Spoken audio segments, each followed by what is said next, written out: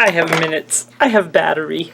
Hi everyone, it's me, Darlene. Today was cooking and freezing day. I spent the better part of the day cooking. While I was doing that, I did things like dishes, I did some laundry, I worked on my blogs, I recorded a concoction video. I am full of energy. Let's hope this lasts. I think the meat is going to help me. In case you don't know, I started this series last week. I have now decided to cook for my mother like once a week, or it might turn into once every other week. I just freeze food for her, so it's very easy and convenient for me to just grab something for her. The remarkable thing is that when I did this last Sunday, I hadn't started the zero carb way of life yet. And so this is perfect because now I can just do all the cooking and then I don't have to be bothered with cooking during the week. It's not even that it tempts me because, hallelujah, cravings absolutely gone, just like they did for me when I started low carb. And it was immediately. I'm going to talk more about that later. So it was absolutely no problem for me to be around food, potatoes, pasta. I will say when I was putting her pasta in the little bags, there was one little piece stuck to the pan, and and it's just habit. I grabbed it and I noticed. I was like, I mean, I don't even want a morsel like that because there's no need for it. There is absolutely no need for it. That is just a habit.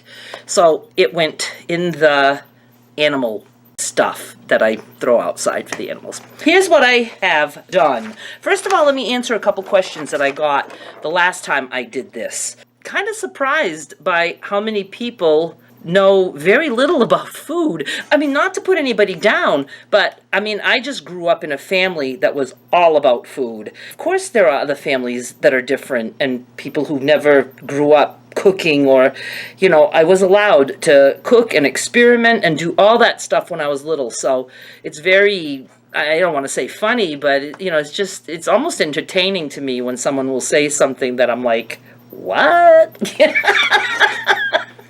So, no, you do not have to freeze in plastic bags. I only do it because I don't want the containers to have to clean them after they come out of the freezer. Also, it takes less room. But definitely for things like soup or whatever, because I did freeze the pea soup in bags, that's because I really, again, I have like no room in there. Stuff that's liquidy, it's safer in a container, and I actually have broth that I'll be showing you that I have in containers. I didn't want to mess with a bag for that. Okay, other thing. Oh, and one thing nobody asked me, but I did want to say, if you freeze anything like soup or anything that, is in a bag that could seep through the bars of your freezer. I mean, I have like a green bar thingy that rolls out and on the bottom too. Holy crap, if you have something like that in soup and it gets down between those little bars and freezes that way, you can't get it off. So always put like a cardboard. I use like cereal boxes. You just cut some cereal boxes and line your shelf in your freezer, and then you can put whatever you want on there. Somebody asked me about how to reheat the frozen pasta. You would reheat it just like you would if you had leftover pasta in the refrigerator. And then you know what I thought? Some people don't keep leftovers like ever. So my husband came from a family of no leftovers. What wasn't eaten was in the trash. And, I even watched them one time. They were cooking steaks on the grill. Everybody had a steak. There was 2 raw steaks left, and it went in the trash in front of my eyes. I was like, what are you doing? And they're like, oh, no, we don't keep leftovers. That meat's not going to be good. I'm like, you can freeze it. You just bought it. They just bought it that day. No, don't. That's not going to be any good. You can cook it and freeze it. Yeah. So everybody's different. Everybody's got their ways. If you are not familiar with reheating pasta, 2 easy ways you can do it. The best way is just a little bit of water in a little saucepan and, boil that and then just put your cooked pasta in there. You can do it right from frozen, from the freezer. Just take it out of the bag. Even though it's frozen, it's easy to take it out of the bag and just put your frozen pasta in the boiling water. Yes, there's a pot to clean after that, but it's very easy. It's boiling water with pasta. And, just boil it for like 5 minutes until it's all thawed out and you got nice hot pasta as though you had just cooked it. The other thing is you can just always like take your stuff out, let it thaw on the counter counter or let it thaw in the fridge and just heat it in the microwave like you would. Put your pasta on a plate, put some sauce, whatever you want to do, heat it in the microwave. Just because something has been frozen doesn't mean it requires a different way to heat it up. Just heat it up like any other leftovers that you would heat up. Oh, very important, if you do what I'm doing, like individual things, make a list. Oh, my mother loves this. I just gave her new list. This shows her everything that's in the freezer. I have cooked meat, ham, whole chicken, drumsticks, chicken burgers, pork chops, beef, hamburger patties. Raw meat, there's haddock, pork, bacon ends, liver, red frank, salmon, beef, steak, and hearts and gizzards. Cooked food, she has pizza, stuffing, rice, beef, and broccoli, pea soup, rice with veggies, mashed potatoes, and elbows. Veggies, she has mixed veggies, peas and carrots, corn, spinach, broccoli, cauliflower, lima beans. Sweets, she has ice cream bars and cake. That's all there is in there for her for sweet stuff. Other stuff, she has chicken gravy, beef broth, bananas, butter, soy sauce. And the frozen bananas, I can always use those to make her a smoothie if she's in the mood. Or she could say, oh, I'd like some banana bread. So I can take those out, thaw them, and make a banana bread, which is probably what I'll do, probably next weekend. Okay, so let me just show you what I did this week. First of all, last week she has something left over of everything except she depleted the beef. You know, the chunks of beef, like beef stew kind of beef that I made last week, that's all gone. So I will start with that. I made her more of that. Oh, and that's the concoction video that I just uploaded before this video. So you can go look at that. I just showed you how I cooked this beef.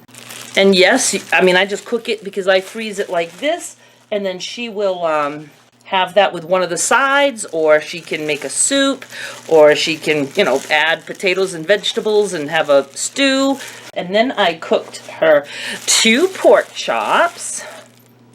And then I made like 2 little hamburger patties, but one is kind of big, the other one's kind of little, so maybe she will just want, you know, soup. We love hamburger and soup, and she could just break that up, or whatever. She can do whatever she wants with it. Now, in the concoction video that I did about boiling the beef, I mentioned in that video that I was going to turn the broth into gravy. Nope.